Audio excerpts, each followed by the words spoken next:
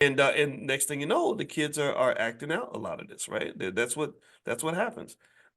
Social class discrepancy and keeping it real. The concept of keeping it real in hip hop often involves authenticity tied to street credibility or hardship.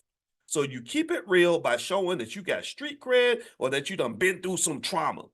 Some researchers argue that affluent kids may feel pressured to adopt a tough image, that Black Robbie Van Winkle stuff. Robbie Van Winkle was Vanilla Ice, in case you're not old enough to remember that.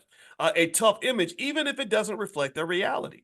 So a lot of affluent kids, so you feel weird, you feel awkward, you feel guilty because you're T.I.'s son and you didn't grow up in the trap, but you romanticize the trap, right? And I get it. I get it. I'm gonna tell you, I can think about areas where that affected me.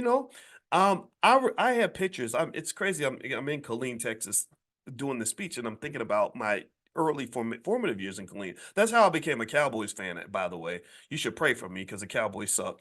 And when I was a kid, I don't remember everything, but I have all these cool pictures of my daddy sitting with his army buddies. Like just those black army pictures from the '70s where they sitting around. A couple of them got their shirt off and they got the cigarettes and they doing these like borderline prison poses, right? And so and I would be like the little kid in the picture, just sitting there with my little fatigues on and everything. So those pictures, like knowing my father was a part of military culture, uh, while I did not join the military, I have a lot of respect for men and women who either are in the military or who've been in the military. I respect the soldier mentality.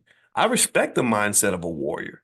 I appreciate it immensely. I think, if you follow me, I'm always like, if I meet you and you're in the military, I say, thank you for your service. It's the first thing I do.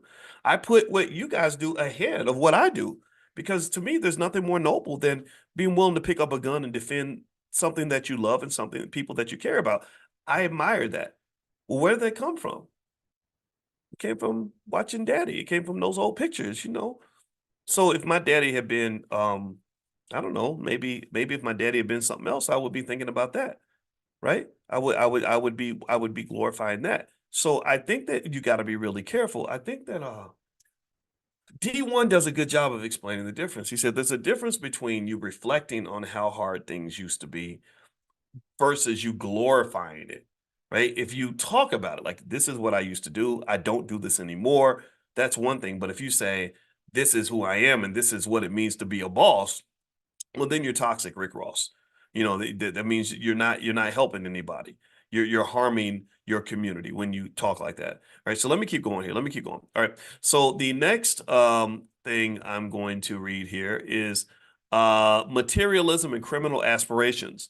So hip hop's commercialization, this is the money, this is white people's money that's been used to fund toxic black culture. Thanks, BET. Their hip hop's commercialization has increasingly focused on wealth symbols, luxury brands, expensive cars, etc.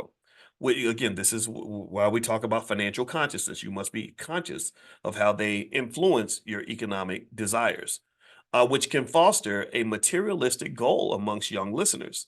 This has been associated with an increased willingness to engage in get rich quick mentality, as noted in the Journal of Consumer Research. So when you have the music that's showing you fast money, quick money, then you're going to be thinking fast money, big money, quick money. I just saw a guy that got a bunch of years in prison.